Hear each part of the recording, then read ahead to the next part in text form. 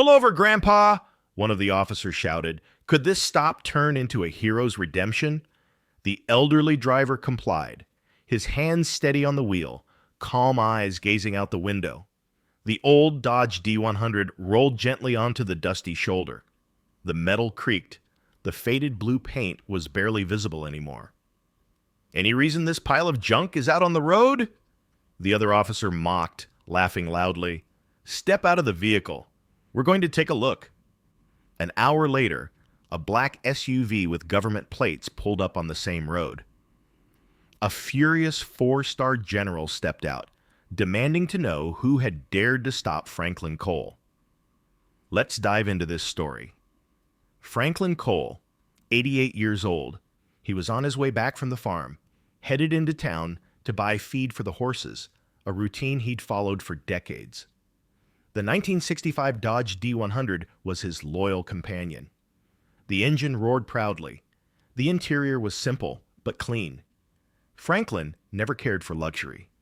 All he needed was a sense of purpose, and purpose he always had. The license and registration, ordered the younger officer, Joe Taylor, 24. Franklin calmly handed over his driver's license. 88 years old. Man, you should have stopped driving a long time ago. The second officer, Rick Santos, 26, slapped the hood. Look at the state of this rust bucket. It's dangerous to be out on the road in this thing. Step out of the vehicle, sir. Franklin obeyed. His movements were slow but steady. The officers searched the truck. They found an old leather notebook, yellowed pages, names written by hand. What's this? Rick flipped through it carelessly. They were my soldiers, Franklin replied quietly. Your soldiers? Joe laughed. Were you a corporal or something? Something like that. I think he's confused. Joe whispered to Rick. Old folks make stuff up sometimes.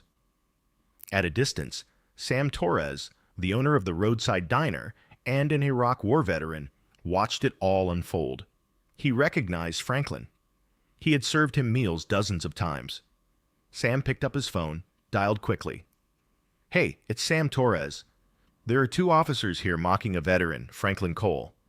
Yeah, it's really him. A crowd began to gather. Whispers turned into murmurs. Poor old guy. He probably shouldn't even be driving. Look at that truck. Doesn't he have any family? Franklin stood in silence, hands clasped behind his back. The whispers turned into chuckles. Phones kept flashing. Sometimes the world judges by appearances and forgets that some people carry stories we could never imagine. Franklin watched the commotion. He didn't complain. He didn't protest. His mind drifted back to 1967, the jungles of Vietnam. Sergeant Franklin Cole, combat instructor. He remembered the soldiers he had trained. Some were older than the young officers now mocking him.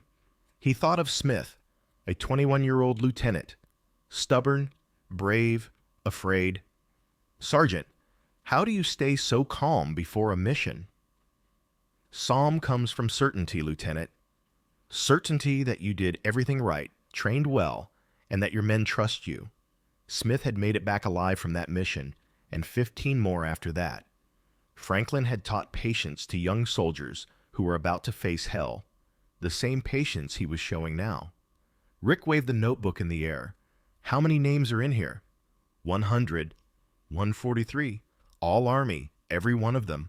All soldiers I trained, all who came home alive. Joe rolled his eyes. Gramps, are you sure you're not just mixing things up?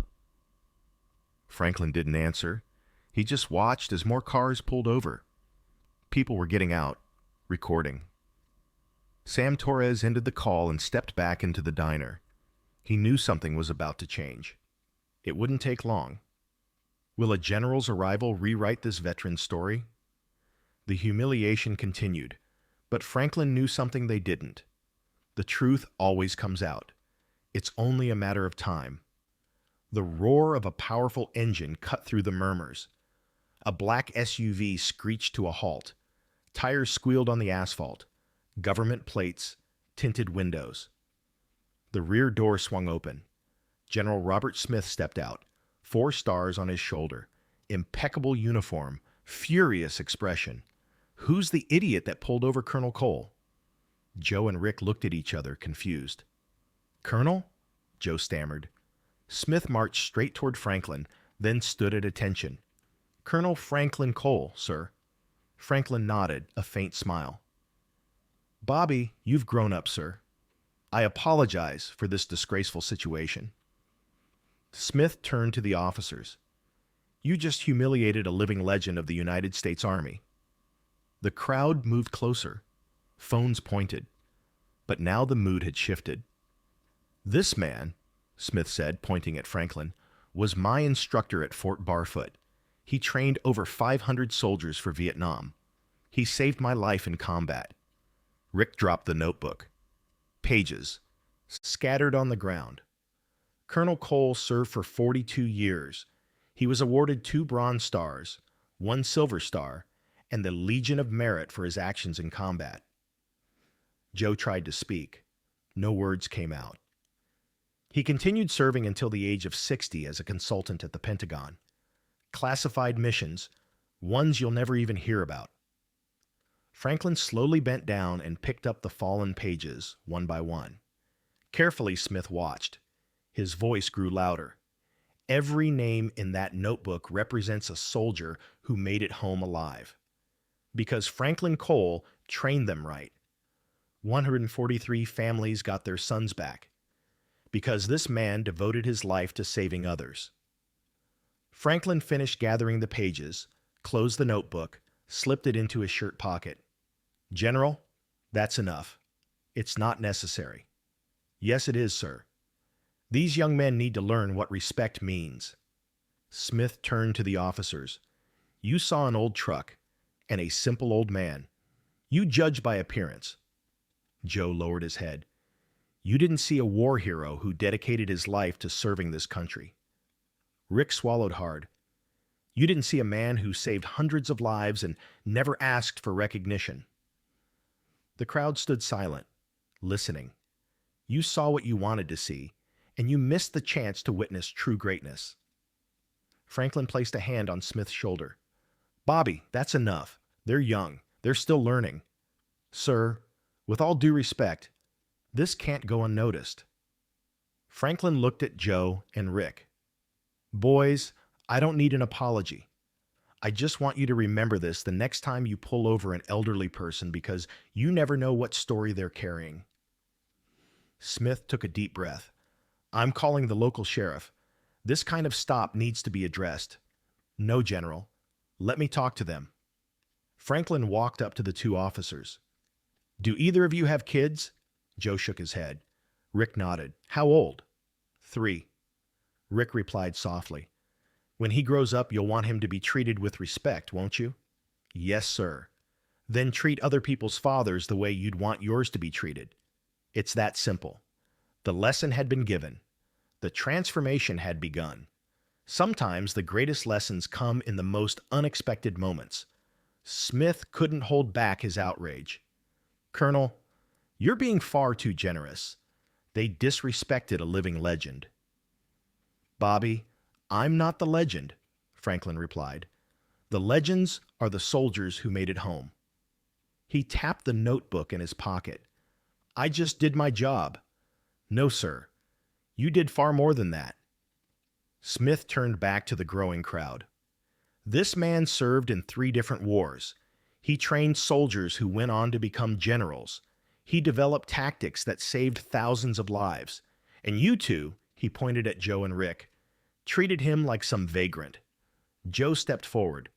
Colonel Cole, we didn't know. And if you had, would that have changed anything? The question caught Joe off guard. What do you mean, sir? You'd treat me differently if you knew my story. But what if I were just an ordinary old man? Would I deserve less respect? Rick swallowed hard. He understood. No, sir. Then what's the lesson here, son? That we should treat everyone with respect, no matter who they are. Exactly. Smith looked at Franklin. Colonel, I'm calling Sheriff Anderson. These two need additional training. No, Bobby. What they need is an opportunity. Smith frowned. What do you mean, sir? Franklin walked up to Joe. Do you want to become a better officer? Yes, sir. Very much. Then, starting next week, you'll come with me once a week to visit local veterans. Joe blinked, surprised. Sir, you'll listen to their stories. You'll learn who these people really are. And you too, he said, looking at both of them, will help design a training program for the local police on how to treat elderly citizens, military or not, with dignity and respect. Smith smiled for the first time. Colonel, you never stop teaching.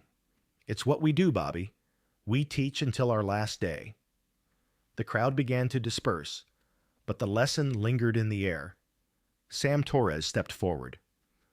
Colonel, your meal's ready as always. Thank you, Sam. But today, I'm inviting these young men to join me. Joe and Rick exchanged glances. Sir, first lesson. When you meet someone new, you share a meal. That's how you build respect. Smith saluted. Sir, it was an honor to see you again. The honor was mine, General. You became the leader I always knew you would. I learned from the best, sir. They embraced. Not a formal military hug, but the kind shared between mentor and disciple. Smith returned to the SUV. The dust began to settle. Franklin, Joe, and Rick walked toward the diner. Colonel, Joe asked, weren't you angry with us, son? Anger builds nothing. Rick paused at the entrance. Why are you doing this for us? Franklin turned to them, his gaze steady. Because someone once did it for me, and because you deserve the chance to be better. Sometimes greatness is revealed in how we treat those who've wronged us. 3 weeks later, Joe parked the patrol car in front of Franklin's modest home. White picket fence, well-kept garden. The Dodge D100 rested in the driveway. He knocked on the door. Come in, Joe. The living room was simple. An old leather couch, a wooden table. Photos of soldiers lined the walls, some black and white, some in color. Colonel, I brought the training program report. Franklin poured coffee into porcelain cups. How was the first week? Rough. Some of the guys think it's overkill. And you? Joe took a sip, thought before answering. On Monday, we pulled over an elderly man for driving slowly before. I probably would have been rude. But this time, I asked if he was okay, if he needed help, and he was lost. Trying to find the hospital to visit his wife. I drove him there myself. Franklin smiled. How did it feel? Good. Different. Like I'd done the right thing. And you had. Joe looked at the photos on the wall. Colonel, can I ask you something? Of course. Are you afraid of dying? Franklin set his cup down. A serious question deserved a serious answer. No, son. I'm afraid of dying without having made a difference. But you already have. You've changed hundreds of lives, and so will you. Every time you treat someone with respect. Joe stood and walked over to a specific photo. Young soldiers in combat gear. Is this General Smith? Yeah. 21 years old. Thought he knew everything. How did you know he'd become a general? I didn't. I just knew he had potential. Just like you do. Joe turned around. Me? You've come here 3 times this week. Not because I asked you to, because you wanted to learn. It's just, I realized I've never had a mentor. No one ever taught me what's right. Franklin stood, walked to a bookshelf, and pulled down an old book. This is a leadership manual I wrote 20 years ago for young officers. He handed it to Joe. Now it's yours. Joe flipped through the pages, handwritten notes in the margins, personal reflections. Colonel, I can't accept this. Yes, you can. And when you train new officers, you'll pass on these lessons like you did with me. Exactly. Joe hugged the book to his chest. Thank you, sir. Don't thank me. Just be better tomorrow than you were today. At the station, Rick presented the program's results to Sheriff Anderson. In 3 weeks, complaints about police stops dropped by 60%. How'd you manage that? We changed how we approach people. The sheriff skimmed the report and this visiting program. Joe and I visit local veterans every Friday. We listen to their stories. We learn who they are. And that changed the way you work? Rick thought for a moment. Sheriff, I used to see suspects. Now I see people. Explain that. Last week, we stopped a 75-year-old woman in an old car. Before, I might have been impatient, but this time I learned she was on her way to pick up medication for her husband, a Vietnam vet. The sheriff smiled. Rick, you've both changed for the better. It was Colonel Cole, sir. He taught us our job isn't just to enforce the law. Then what is it? It's to serve the community with respect and dignity. Anderson closed the report. I want you two to train every officer in this department. Sir, this program is going to be mandatory for everyone. Rick smiled. Colonel Cole is going to be proud. I'm sure he will. Later that day, Joe and Rick met Franklin at Sam Torres's diner. How was the meeting with the sheriff? Franklin asked. He approved the program. It's going to be mandatory for all officers. And how do you feel? Joe answered first. Responsible. We know we're going to influence others. And nervous, Rick added. What if we can't teach it right? Franklin smiled. Boys, you've already proven you can. The change in you is clear. Franklin raised his coffee cup. A toast, then. To what? Joe asked. To the power of transformation and to the fact that it's never too late to learn. They clinked their cups together. Sometimes one single lesson can change a life, and one changed life can transform an entire community. 6 months later, Franklin drove his Dodge D100 down the same road, same time, same route into town. A police car approached from behind, lights flashing. Franklin pulled onto the shoulder, hands on the wheel, calm posture. A young officer stepped out. Franklin didn't recognize him. Good afternoon, sir. License and registration, please. Franklin handed him his driver's license. The officer read the name. His eyes widened. Sir, are you Colonel Franklin Cole? I am, sir. I'm sorry. I didn't pull you over because of suspicion. I saw you driving slowly and just wanted to make sure everything was okay. Franklin smiled. Everything's fine, son. Thank you for asking. Sir, I went through the training program created by Officers Taylor and Santos. And what did you learn? That my job is to serve and protect with respect. Good lesson. The officer turned back to his patrol car. Before getting in, he paused. Colonel, may I ask you something? Of course. How do you stay so patient with young officers like us? Franklin thought for a moment. Because you remind me of the soldiers I trained. Young, full of energy, trying to do the right thing. And because I believe everyone deserves the chance to be better. The officer gave a sharp salute. Thank you, sir. Have a good day. You too, son. Franklin started the Dodge. The familiar rumble calmed him. He continued down the road into town. His truck is still running, now escorted by respect and honor. Back home, Franklin placed the leather notebook back in the dresser drawer.